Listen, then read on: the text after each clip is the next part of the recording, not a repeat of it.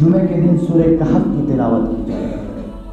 حدیث پاک میں آتا ہے کہ جو بندہ جمعے کے دن سورہ کہف کی تلاوت کرتا ہے تو اللہ رب العالمین یعنی اس جمعہ سے لے کر اس جمعہ تک کے تمام گناہوں کو معاف فرما دیتا ہے، اور ساتھ یہ فرمایا کہ اگر دجال کا فتنہ آ جائے یا دجال بھی آ جائے تو وہ اس فتنے سے محفوظ ہو جاتا ہے، بچ جاتا ہے، اور اگر وہ انتقال کر جائے تو اس سورہ کہف کی برکت سے اس کی قبر جو ہے نور سے منور ہو جاتی ہے۔ ہمیں کیا کرتا ہے؟ یا ایھا الذین آمنوا، اے ایمان والو، اذا نودی للصلاۃ من یوم الجمعہ فاسعوا الی ذکر اللہ، اے ایمان والو جب جمعے کی اذان کہی جائے، جمعے کے لیے تمہیں بلایا جائے تو پھر فاسعوا الی ذکر اللہ، اللہ کے ذکر کی طرف، اللہ کی نماز کی طرف دوڑ پڑو،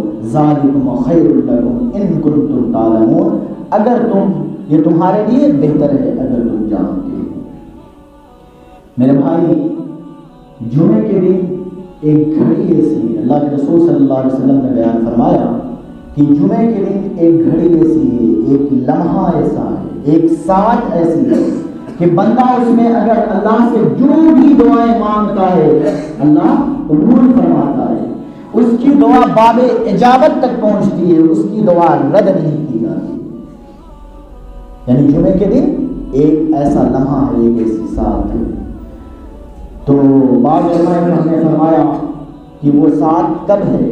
فرمایا جب خطیب خطبہ دیتا ہے، دو خطبوں کے درمیان میں جو وقوف ہے، جو وقفہ کرتا ہے، بیٹھتا ہے دونوں خطبوں کے درمیان، تو وہ گھڑی جو ہے قبولیت کی گھڑی، اس وقت دعا مانگتے ہیں۔ آج میں اور آپ کتنے بدنصیب لوگ ہیں کہ خطبے میں بھی ایک دوسرے سے بات کرتے ہوتے ہیں۔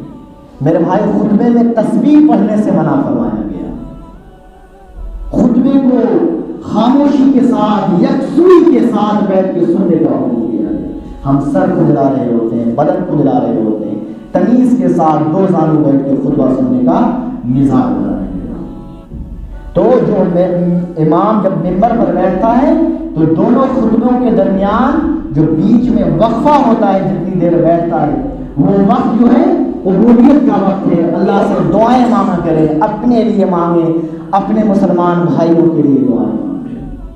بعض مفسرین نے لکھا، بعض علماء نے لکھا کہ وہ لمحہ، وہ ساعت جو ہے جمعہ کے دن عصر اور مغرب کے درمیان ہے، اور یہ روایت حضرت فاطمہ الزہرا رضی اللہ تعالیٰ عنہ سے مروی ہے۔ وہ فرماتی ہے کہ جمعہ کے دن جو وہ ساعت ہے، قبولیت کی گھڑی ہے، وہ عصر سے مغرب کے درمیان ہے، تو اس کو تم عصر سے مغرب کے درمیان تلاش کرو۔ آج سے میں اور آپ مزاج بنائیں کہ انشاءاللہ عصر سے مغرب تک کے درمیان میں تھوڑا سا اللہ کا ذکر کر دیا کریں، بلکہ ایک حدیث سنیں، آپ کو ٹھنڈ پڑ جائے گی۔ اللہ کے رسول صلی اللہ علیہ وسلم نے بیان فرمایا، اور اس کو حضرت فاطمہ الزہرا رضی اللہ تعالیٰ عنہا روایت کرتی ہیں۔ وہ فرماتی ہیں کہ جو بندہ جمعے کے دن عصر کی نماز کے بعد مصلی پر بیٹھا ہوا 80 مرتبہ یہ درود اگر میرے حبیب پر پڑھ دے، اللہ رب العالمین اس کے 80 سالوں کے گناہوں کو معاف فرما دے گا۔ اور وہ درود کیا؟ بڑا چھوٹا سا درود ہے، اللہم صلی علی محمد النبی الامی وعلی آلہ وسلم تسلیما۔ بولے نا، اللہم صلی علی محمد النبی الامی وعلی آلہ وسلم تسلیما۔ تو اللہ رب العالمین ہمارے 80 سالوں کے گناہوں کو معاف فرما دے گا۔ اب میں آپ سوچتے ہیں ہماری تو عمر 80 سال کی ہے ہی نہیں، تو 80 سال کے گناہ کیسے معاف ہوں؟ تو میرے بھائی، 80 سال کی عمر تو نہیں ہے، تو اس سے کیا ہوگا کہ اللہ تبارک و تعالی ہمارے اپنے درجات کو بلند فرما دے گا، درجات رفیع عطا